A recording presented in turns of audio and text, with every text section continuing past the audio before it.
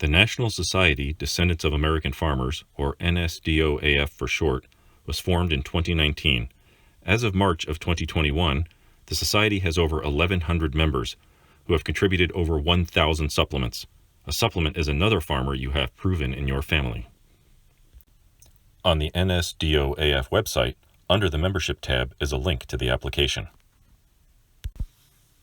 Instructions are provided. Download the application and save it before you begin entering any information. With Adobe, if you fill the form in before saving, nothing sticks, so save it immediately. No staples in red refers to when you are done and ready to submit your application. We'll talk about that later. Use the most current application. As we record, the most current application is February 2021. How can you prove your ancestor farmed in America between July 4th, 1776 and July 4th, 1914, which qualifies for you to honor them and join NSDOAF? It is fairly easy to prove farming by using the census. The 1820 census was the first one to ask how the head of household was employed. The government recorded 3 options in 1820: agriculture, commerce, and manufacturing. By 1850, everyone in a household was named. The 1880 census noted relationships. The census from 1880 to 1910 can be your favorite source for proving employment, birth location, and relationships. More than likely, you'll be using the long form as your application or supplemental. Page 1 is very straightforward. The contact information for you, your farmer's name, where he farmed, and the source you are using to prove he was a farmer. If you are using the census as your source, the citation includes the year, state, country, enumeration district, abbreviated as ED, and family or dwelling number. This is so another researcher can find the information you are noting. For the first 3 generations, you, your parents, and your grandparents, the easiest proofs are the birth certificates, marriage licenses, and, if they have passed, death certificates. Basic proof.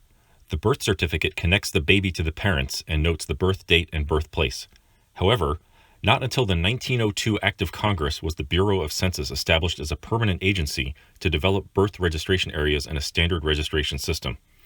Although all states had birth records by 1919, the use of the standardized version was not uniformly adopted until the 1930s. Early death records, like cemetery records, generally give the name, date, and place of death. 20th century certificates usually include the age or date of birth and sometimes the place, race, length of residence in the county or state, cause of death, name of hospital and funeral home, burial information, and the informant's name, often a relative. They often provided the name of a spouse or parents. Since 1950, Social Security numbers are given on most death certificates. This is important to know. Birth and other information in a death record may not be accurate because the informant may not have had complete information. Finally, the census. Every 10 years, the government counts the population. Each census focuses on a different topic. The link at the bottom of the screen will take you to a site that tells you what each census asked. Usually, people have a copy of their own birth certificate, but if you don't have yours, ask family members who is the keeper of family data. Your birth certificate might be in a baby book that your mother has. There is usually someone who has collected these certificates. Who is the executor for your grandparents' estate? The executor may have the death certificate. Funeral homes sometimes have complete files on for whom they cared. Ask the funeral home. Last but not least, you can order certificates from the county health department or the state vital records department. This website will give you the address of the government entity that has birth and death certificates for each state. Ancestry and Family Search may also have digitized birth and death certificates from before 1950. Not everyone's documents are there, but it never hurts to look. Speaking of Ancestry and Family Search, they are 2 places to find census records. Most public libraries offer access to Ancestry at the physical library. The libraries that have a genealogy collection may subscribe to Heritage Quest, which can be accessible from home with your library card. Family Search is free with a login that you create. The census can tell a lot about an individual. The index shows you the head of household's name, age, birthplace, his dwelling location, and his occupation. The 1870 census infers the relationship of those in this household. Not until 1880 are relationships clearly noted. Indexes are handy, but you do want to also print the census page. Indexers make mistakes. Underline in red the information you want the registrar to see. Don't highlight, because the highlighting can hide the information if it is scanned or copied. Find a grave is a very handy tool to find where a person is buried. Notice that there are 2 pictures on this Find a Grave memorial. Those pictures count as a source for birth, death, and burial information.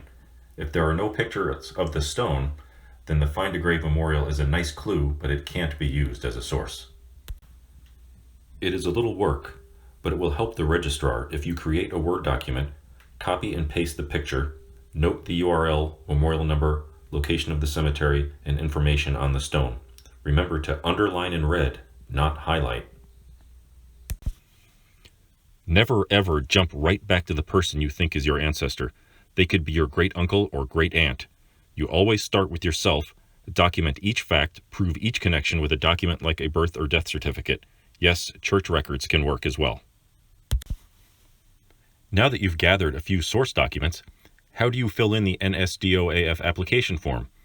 As in any group, there is a pattern that makes sense to the founders. New folks struggle to learn the pattern. Once they understand why the pattern was created, the light goes on and it is easy sailing. For all dates, start with the 2-digit day, followed by the 3-letter month, followed by the 4-digit year. Day, month, year. All lineage societies use this pattern. It keeps the facts straight, smallest to largest. The location pattern is the same. Start with the city, then the county, then the 2-letter abbreviation for the state, smallest to largest. If the place is a foreign country, do not abbreviate it. Write England, Germany, Ireland, etc. out in full. How do you note the sources? BC is a birth certificate, DC is a death certificate, and ML is a marriage license, or MR for marriage record.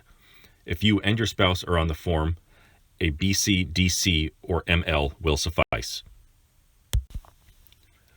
Pushing beyond the 3rd generation, which is your grandparents to your great-grandparents, 4th generation, and great-great-grandparents' 5th generation, the pattern is the same.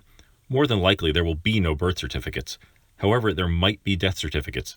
The census will connect the generations, noting birth year, place, and relationship in 1880, 1900, 1910. You notice I skipped 1890? That census was mostly destroyed in a fire. There are bits and pieces left. Keep in mind, this is a lineage society. If someone was adopted and you can document their biological parent and go through them, they can join NSDOAF. Lineage societies do allow an adopted child to join, but their biological line needs to be documented. You're getting ready to send the completed application and the documents to the registrar. Please note in the upper right-hand corner the number of the generation that document pertains to.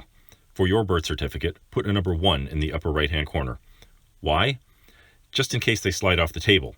The registrar can quickly put them in generation order. And yes, it has happened, which is why the notation of each document becomes standard practice. You are telling your family story with this application. The final hint is, do not staple or paperclip or fold the application or documents. It's not helpful. The paper is scanned for digital storage. If you want to separate generations or applications, use a colored sticky note or a colored piece of paper. The sticky note can quickly and easily be removed without leaving a hole or dent in the paper. And finally, if you have any questions, please ask.